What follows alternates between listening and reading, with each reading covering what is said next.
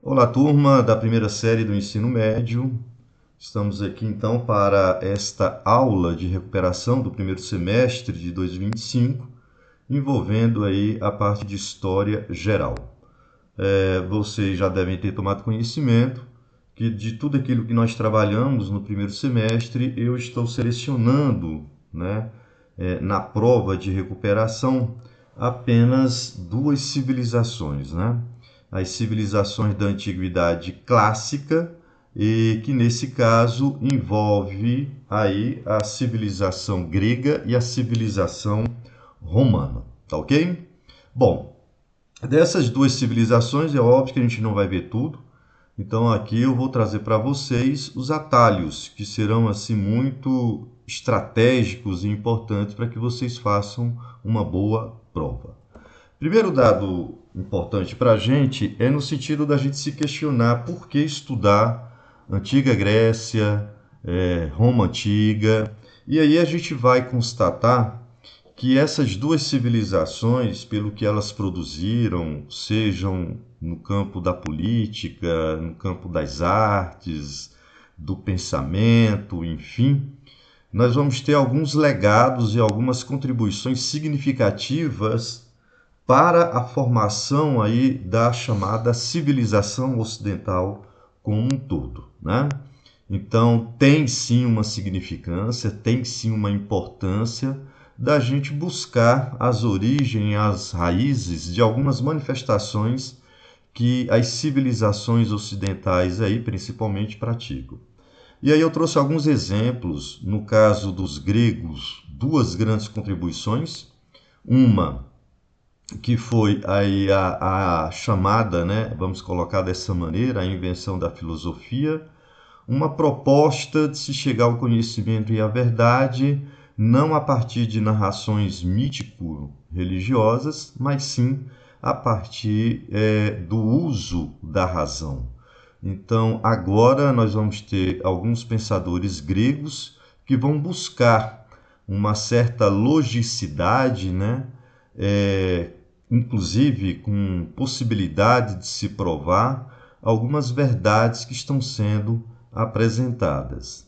Então, é o nascimento dessa filosofia, e aí nós temos aquela tríade, Platão, Sócrates e Aristóteles. Tá? A segunda grande contribuição dos gregos aí tem uma relação muito estreita com a nossa vida política, que foi a introdução de um regime político até então inexistente. Então, foram os atenienses, os gregos, que pela primeira vez colocaram em prática a experiência do regime democrático, Aquela ideia de que todo cidadão, independente do seu grau de riqueza, ele tem o direito de participar das decisões que se referem à cidade e as decisões políticas que envolvem a cidade, então, em que esse indivíduo, esse cidadão vivia, Então, a democracia ateniense, é claro que ela funcionava não da mesma forma como a nossa democracia nos dias de hoje. Vamos pegar o Brasil como exemplo. Enquanto a democracia ateniense ela era direta e machista, porque mulheres não eram consideradas cidadãs, consequentemente não participavam dessas decisões pertinentes à cidade, e também era uma cidade-estado que tinha muito de suas atividades funcionando a partir da exploração do trabalho escravo. Então era uma democracia escravista, machista, direta. A nossa democracia, pegando o Brasil como exemplo, é uma democracia representativa, Porém, as decisões políticas, o direito ao voto, tomada de decisão, ela é universal, independentemente de você ser rico, pobre, mulher, homem, enfim, tá? Pelo lado de Roma, eu trouxe aqui para vocês três grandes contribuições. Uma delas, o direito romano, que vai servir de base para a criação e a elaboração dos vários códigos jurídicos no mundo ocidental. A segunda grande contribuição, a língua, né, o latim, e foi por conta do latim que nós vamos ter aí o nascimento das chamadas línguas neolatinas, né? Então, se a gente pega o português, o espanhol, enfim, são línguas neolatinas, né?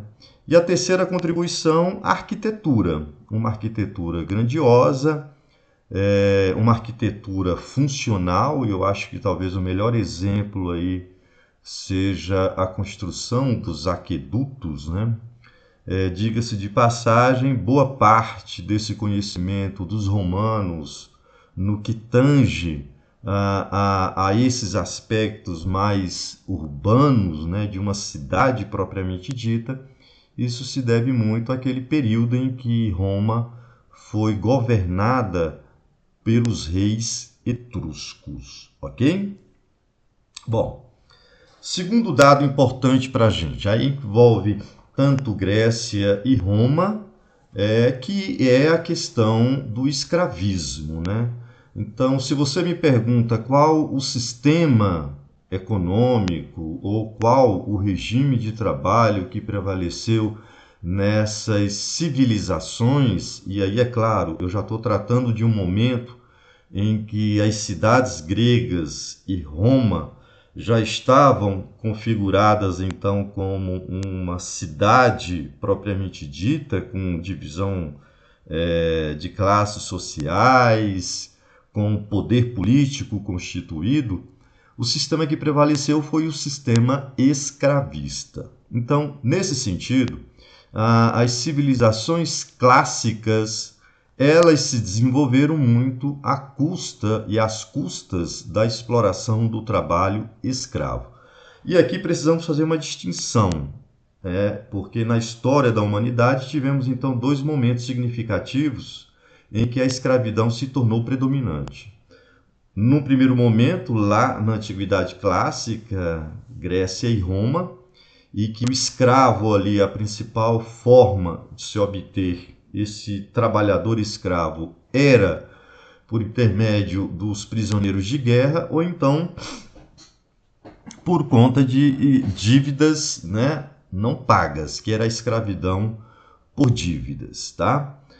Diferentemente do segundo momento da escravidão, do escravismo, que foi ali na Idade Moderna, coincidindo muito com a época das grandes navegações, da colonização, né, da América, que nós tivemos aí o tráfico humano, né, o tráfico negreiro, se tornando aí a principal fonte abastecedora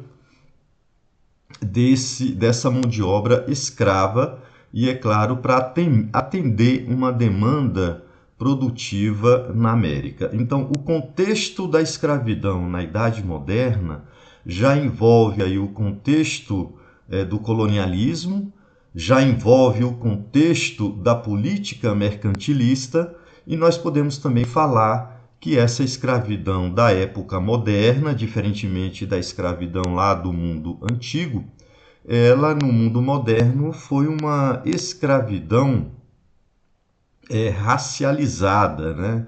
É uma palavra até curiosa, porque envolve a questão aí dos africanos que naquele contexto estavam sendo julgados como seres inferiores, tá ok? Então, resumindo, nós precisamos fazer uma distinção desses dois momentos históricos quando o trabalho escravo se tornou predominante, na Antiguidade Clássica e na Idade Moderna. Terceiro ponto importante é sobre a religião, tanto de gregos e romanos. Prevaleceu então uma religião politeísta.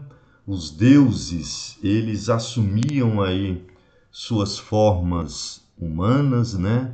Também apresentando as virtudes e os defeitos do ser humano.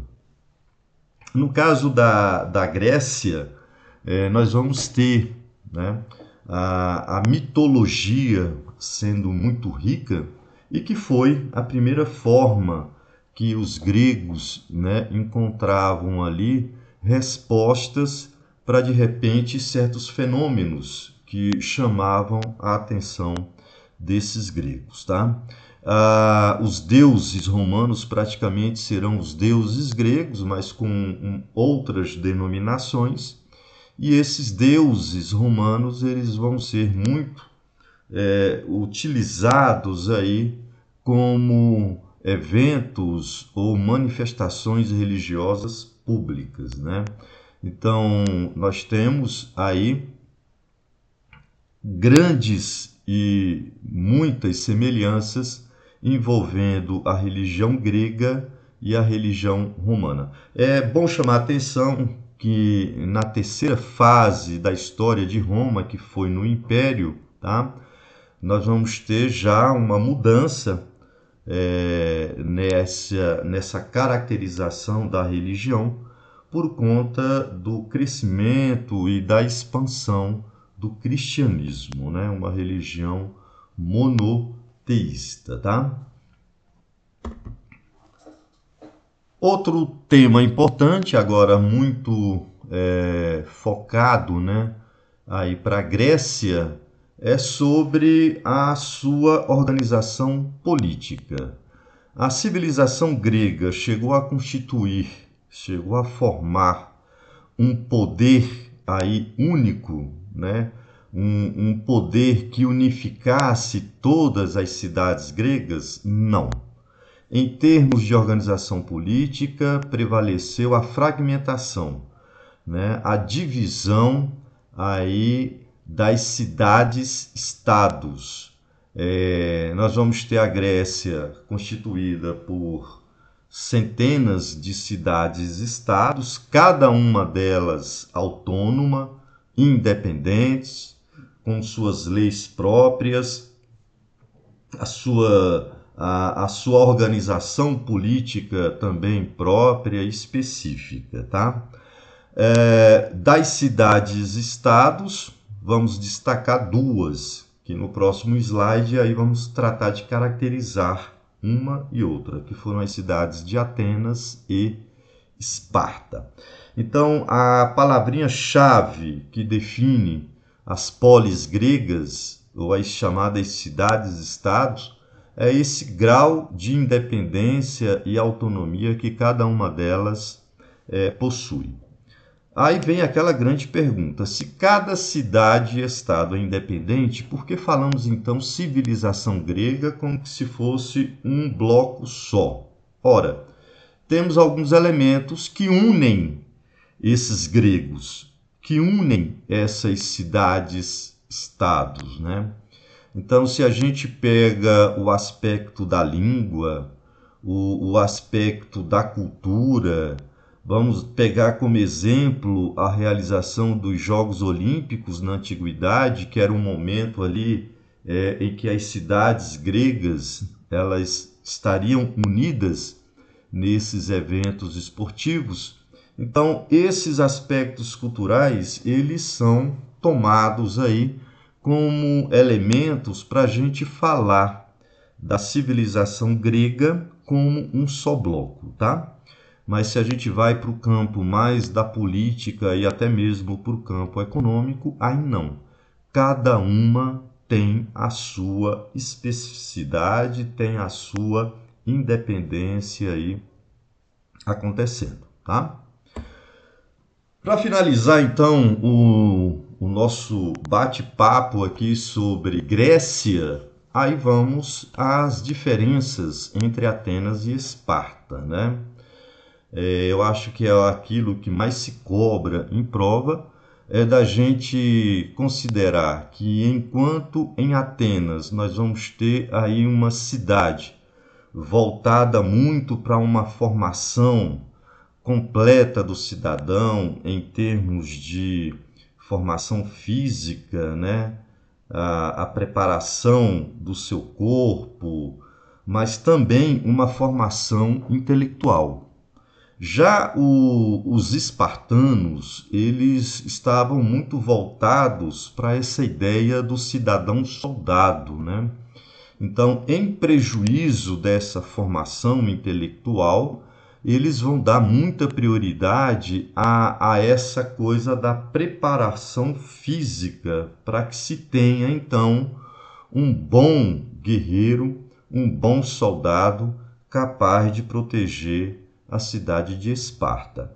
Então é por isso que a gente fala que enquanto em Atenas prevaleceu aí uma formação mais integral, né, mais completa, focada na filosofia, nas artes, enfim, a cidade de Esparta se especializou muito nesse campo do militarismo. Enquanto em Atenas as atividades urbanas, com destaque para o comércio, né,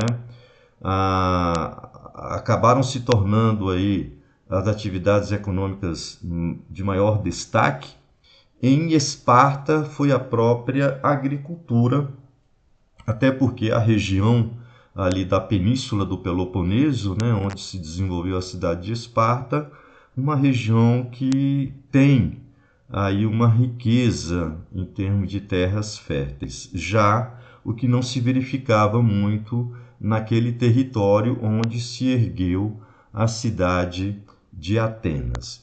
E por último, enquanto em Atenas nós tivemos aí uma evolução política, uma cidade que passou por vários tipos de governo, desde a monarquia até chegarmos a uma democracia, em Esparta não, tá? Praticamente nós tivemos apenas um regime político que foi o regime oligárquico, ou seja, um governo controlado por uma minoria formada ali pelos espartanos, os esparciatas, né?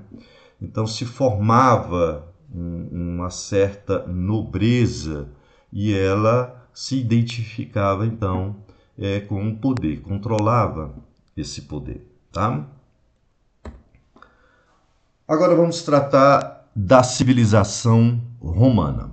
É bom lembrar que Roma passou por 3 fases, né? Foi o período da monarquia, o período da república e o período do império. Eu vou focar aqui com vocês mais a questão da república e do império. E quando eu me refiro às lutas sociais em Roma, envolvendo principalmente a classe dos patrícios, que era a classe poderosa, detentora de direitos políticos, que acumulava, né, a maior parte da riqueza e que também vai formar ali os governos nessa República Romana. Do outro lado, nós temos aquela massa de trabalhadores livres, principalmente camponeses, que formam então a classe dos plebeus.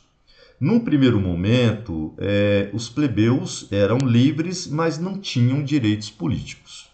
Eles vão conquistar esses direitos aos poucos, mas por intermédio de muitas lutas sociais que eles vão travar contra os privilégios e os poderes concentrados nas mãos dos patrícios, tá?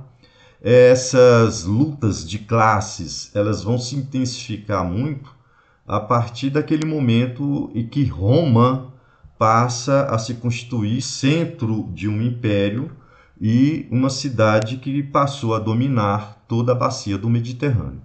Então, após as guerras púnicas, Roma se projeta então como a capital de um poderoso império. Aí eu estou falando em termos de controle territorial. E é claro que nesse expansionismo, esses plebeus estão sendo recrutados para servirem ao exército de Roma. Eles não são soldados profissionais, eles abandonam suas terrinhas, né, para defender o Estado romano, mas na hora de colher os ganhos e os frutos dessas guerras expansionistas vão lucrar apenas os patrícios. Então, o sentimento de revolta cada vez mais cresce, porque esses plebeus, quando retornam dessas guerras de expansão, muitos deles acabam retornando endividados, perdem até as terrinhas que possuíam, e é claro, as revoltas elas foram inevitáveis, tá? Então, além dessa questão do empobrecimento, né, da classe dos plebeus, muitos deles se tornando escravos por dívidas, nós vamos ter aí que boa parte, por que não falar praticamente a maior parte, né, dessas terras conquistadas, elas estavam sendo apropriadas pelos patrícios. Então, se verificou um aumento da desigualdade social. Repito, as lutas foram intensas, elas se tornaram mais volumosas e é claro que nesse momento o Estado romano passou a estar pressionado no sentido de fazer aí algumas concessões. Aí chegamos então às conquistas que pouco a pouco os plebeus foram aí tendo e em decorrência de muitas lutas, tá? A primeira delas foi a criação de magistrados chamados tribunos da plebe que vão representar os interesses dos plebeus. Esses magistrados, eles também serão escolhidos pelos próprios plebeus, e os tribunos da plebe, eles podiam até vetar algumas leis, né, que os patrícios de repente criassem, que foram prejudiciais à plebe, tá?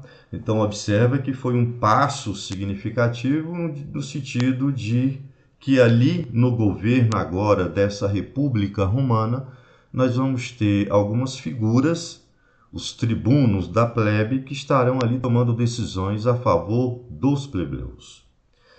A segunda grande conquista, a lei das 12 tábuas. Nós vamos ter agora as leis sendo codificadas, as leis passando a ser escritas. E aí, claro, a partir do momento que elas são escritas, elas passam a ser conhecidas por todos. Então, vai trazer o que os advogados chamam nos dias de hoje a tal da segurança jurídica. Porque quando as leis não eram escritas, a interpretação e o conhecimento praticamente estavam limitados aí na cabeça de poucos, né? Principalmente daqueles que detinham o poder. Então, a lei das 12 tábuas, de certa maneira, democratizou o acesso ao conhecimento do que tratavam as leis em Roma, né? Para que, principalmente os plebeus ali, eles não fossem pegos, né, de surpresa na aplicação das leis. A lei Canuleia, aqui nós vamos ter a possibilidade da união, do matrimônio, do casamento entre patrícios e plebeus. As leis Licínio-Sestias, tá? Também criadas aí por 2 tribunos da plebe. Essa lei vai dar aí o direito de que Roma, que tinha 2 cônsules, um deles obrigatoriamente terá que ser plebeu, tá? E a última, eu estou tratando aí das mais significativas das conquistas dos plebeus, a lei Poetélia Papíria, que vai abolir, né, dar por fim e encerrada essa situação de algum romano se tornar escravo por dívidas, tá? É bom que se esclareça que, embora os plebeus estivessem ali conquistando direitos políticos, né, conquistando essa tal da cidadania, a questão da desigualdade econômica e social, ela se perpetuou, tá? Nesse sentido aí, isso não foi atacado de maneira assim mais incisiva, tá? Nesse contexto de lutas sociais, eu quero chamar a atenção aqui para dois tribunos da plebe que vão chegar com propostas aí, claro, envolvendo mais essa questão social e econômica, que tanto afligia os plebeus por conta da pobreza e também pelo fato de que a maior e melhores terras estavam nas mãos dos patrícios, né?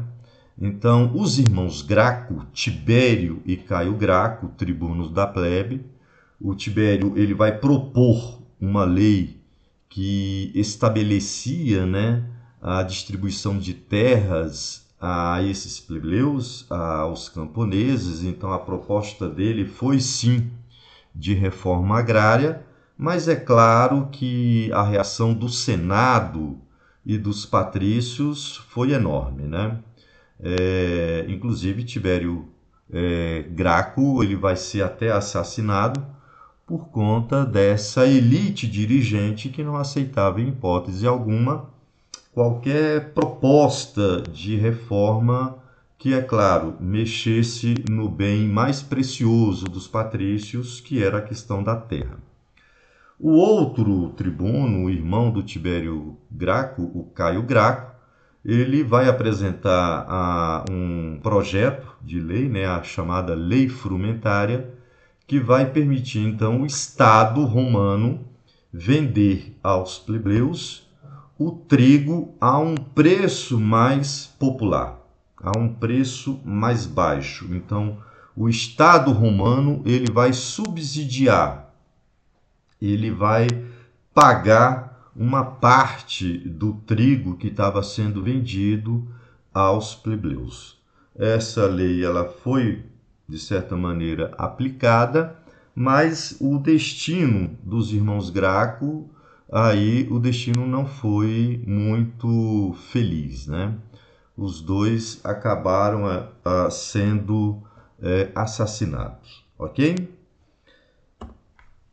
E por último, o último tópico envolve, então, o Império Romano, nós entendermos o que levou ao fim desse que foi um dos maiores impérios do mundo antigo, né?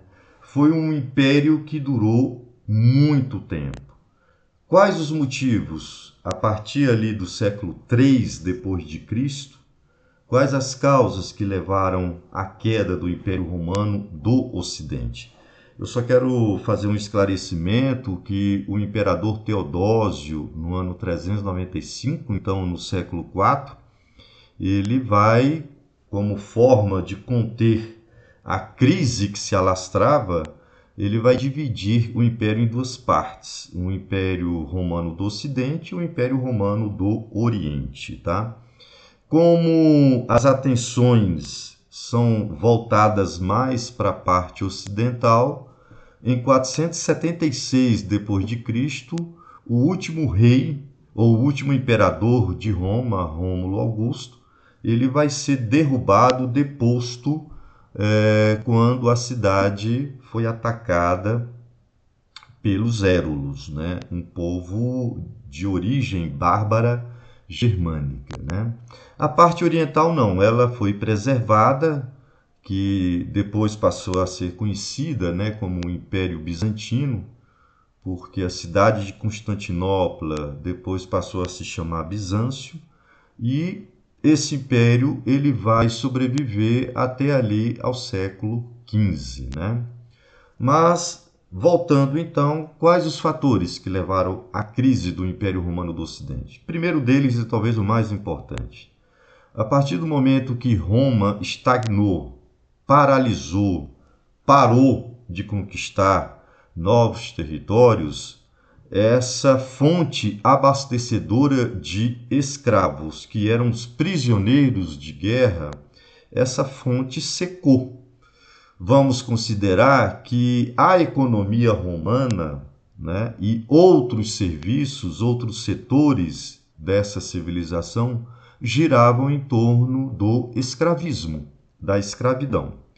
Então, paralisadas as conquistas, isso vai ter um reflexo no abastecimento da mão de obra escrava, e aí Roma vai passar a conviver com a falta, a escassez de mão de obra escrava, levando inclusive os proprietários a mudarem o regime de trabalho como forma de superar essa crise da mão de obra. Daqui é que vai surgir, então, o regime do colonato.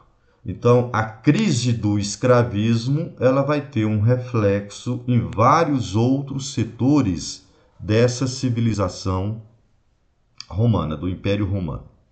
O outro dado é que o Estado romano gastava muito mais do que ele estava arrecadando, né? Não apenas por conta dos gastos supérfluos, gastos exagerados para manter a máquina funcionando, mas também porque Roma gasta muito com um exército grandioso e que tem soldados espalhados por várias partes dessa bacia do Mediterrâneo. Então, o custo de manutenção do Estado romano era elevado. E esse desequilíbrio fiscal, obviamente, vai trazer inflação, vai trazer aumento do custo de vida, vai trazer desvalorização da moeda, né? Terceira causa, a anarquia militar. Ou seja, isso já vem se dando ali desde o final da República, teve um momento que a coisa foi controlada, mas agora, nesse século III, né, a partir desse século III, vamos ter os militares, os generais do exército romano se envolvendo muito nessa questão da sucessão de imperadores, na disputa pelo poder, e isso, claro, trouxe um quadro de instabilidade política. Um outro fator é que, pouco a pouco, os bárbaros germânicos que estão ali vivendo, né, nas fronteiras do Império Romano, eles estão pressionando cada vez mais a invadir esses territórios que eram então dominados por Roma. Claro, além da questão de terras que eles estão aí em busca, mas também das riquezas que Roma havia conseguido acumular ao longo de toda a sua história e principalmente de sua trajetória enquanto império. Então, as invasões dos bárbaros germânicos foi um fator, sim, considerável, mas vamos levar em conta que a crise do escravismo desses fatores foi aquele que teve um maior impacto para a crise do império como um todo. O cristianismo, que agora com o imperador Teodósio se tornou religião oficial, uma religião que traz aí um princípio ético, moral muito forte, né? Então também as ideias, né, a doutrina dessa religião, de certa maneira, estão ali batendo de frente ainda com alguns valores que lembravam a história da Roma, da cidade de Roma, né, ainda na época do politeísmo, enfim, dessa questão mais moral mesmo, tá? E por último, a corrupção que tomava conta, né, não apenas dos imperadores, mas daqueles que exerciam alguns cargos importantes na estrutura do governo de Roma. Então, observem que Roma, agora a capital de um império, se encontra fragilizada, se encontra impotente, mediante e diante desses graves problemas que estão se avolumando. Então, quando os Érulos invadiram Roma e depuseram o último imperador, a cidade de Roma já não tinha mais condições de resistir. Essa invasão dos bárbaros germânicos essas invasões vão alterar completamente o cenário político dessa Europa ocidental, e aí, é claro, nós já vamos ter a constituição de vários reinos que vão se formar, já dando um indicador de uma Europa medieval que estava surgindo. Certinho, turma? Então, fundamentalmente, esses eram os assuntos mais importantes que eu tinha para tratar com vocês. Acredito nesse potencial de vocês de agora pegar, né, com maior afinco aí no estudo para que tenham um sucesso na prova de recuperação, ok? Um grande abraço e sucesso. Tchau.